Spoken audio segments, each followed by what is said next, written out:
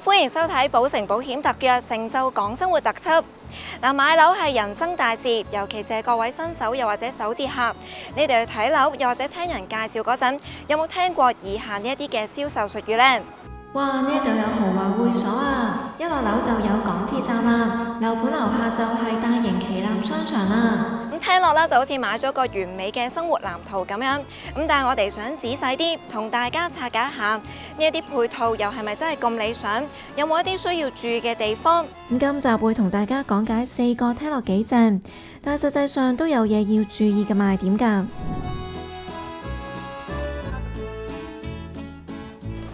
第一樣要講嘅呢，就係梗係香港人最着重嘅交通啦。好多人揾樓啦，都會特別去揀一啲交通方便嘅屋苑㗎。例如幾分鐘就到地鐵站呢一啲嘅銷售術語，就成日都聽到。但係你有冇諗過，近地鐵站係咪就一定快嘅呢？其實香港有唔少地鐵站裡面嘅設計都係9曲13彎。例如宋皇臺站、香港大學站等等。之前我哋都有影片實測過。由宋皇臺站出口行到月台，至少都要5分鐘。除咗站裡面嘅步程之外，好多樓盤雖然叫做鐵路盤，但係實質都要一定嘅步行距離，先至去到港鐵站。例如日出康城嘅項目，一共有13期，唔同期數喺位置上面嘅分佈，都會影響到行去港鐵站嘅步行距離㗎。住得入少少嘅業主就會知道啦。出咗門口之後，仲要經過長長嘅天橋，總共要大概5分鐘到，再穿過埋大型嘅 The Lohas 康城商場，先至去到港鐵嘅入閘機。咁所以話近地鐵站都唔一定話好快上到地鐵㗎。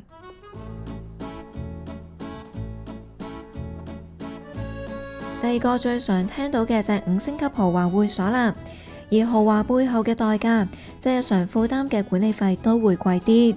咁我哋之前咧拍過啲何文田嘅樓盤啦，每尺管理費咧甚至係高達7蚊㗎。點解咁貴呢？因為某一啲嘅會所設施，的確咧就係會令到維修啦同保養嘅成本係大幅上升㗎。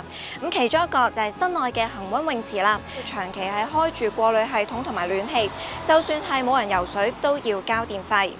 而將軍澳亦都有啲新盤嘅會所，設置咗一啲新泳設施，例如 VR Fitness Room、KOL 直播室等等，設施多元化有選擇，當然唔錯啦。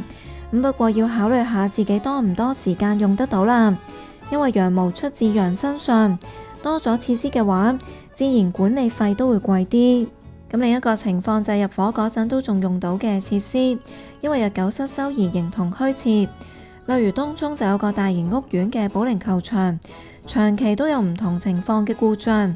因為保齡球場零件一壞，就要揾總代理維修，冇好好維修嘅話，隨時有等於冇。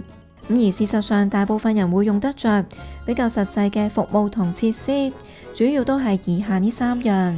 第一，管理處幫你收網購包裹；第二，一個器材良好嘅 gym room；第三，一個可以靜靜地做嘢嘅 co-working space。但係各人嘅需求唔同，對會所有要求嘅買家，買樓嗰陣可以留意下啲設施同服務啱唔啱你使啦。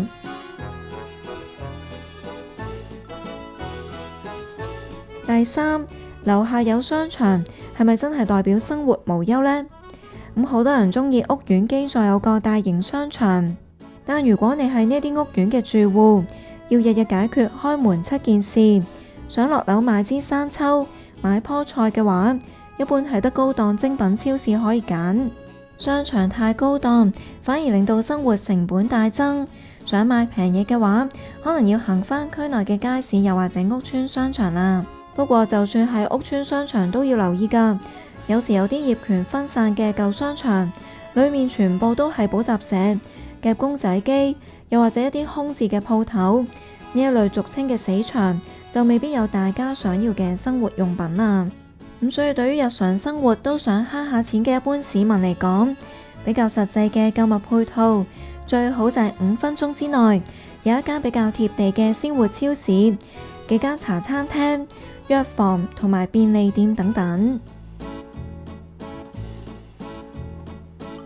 第第4呢，就係無敵海景啦，唔少人啦為咗個海景呢，都唔介意俾貴少少樓價㗎。咁但係其實以香港嘅地理環境嚟講啦，春天吹南風嘅話呢，越近海嘅單位，當回南天嗰陣，海面起晒大霧，濕氣就會直吹入屋，咁啲牆壁呢都會流晒汗咁樣，咁就連抽濕機啲水啊都要倒多幾次啊。而且海風帶有鹽分，冷氣機嘅損耗率都會高啲㗎。馬鞍山同埋將軍澳都係出咗名比較濕氣重嘅地區，而望山都有嘢要注意㗎。花草樹木多，自然就會多蚊蟲，住起上嚟可能都要加返啲蚊網。不過每個人嘅喜好都唔同，有啲人可以為咗景觀而唔介意呢一啲瑕疵。嗱，所以買樓之前啦，除咗要了解清楚就係呢一啲銷售術語所講嘅賣點係咪咁理想之外啦，同時咧都要審視下自己嘅喜好同生活習慣，究竟呢一啲賣點係咪適合自己啦？咁不如大家都留言講下，究竟你而家住緊個屋苑有冇一啲配套，其實你都覺得唔係咁實際，又或者有冇一啲同你買樓嗰陣期望係有落差嘅地方？